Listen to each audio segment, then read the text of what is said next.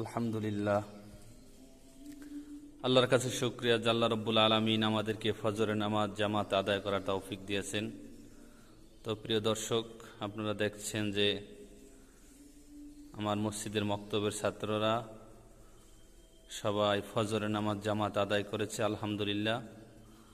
ফজরের নামাজ শেষে তারা এখন একটু আরাম করছে। কিছুক্ষণ পরে ইনশাল্লাহ আমরা মক্তব শুরু করব। এই জন্য মক্তবের অপেক্ষায় তারা নামাজ শেষে মসজিদে একটু শুয়ে আছে।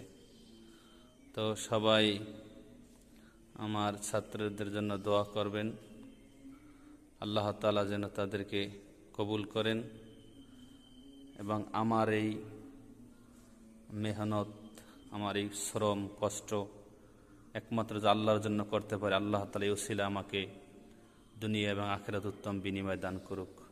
আমিন।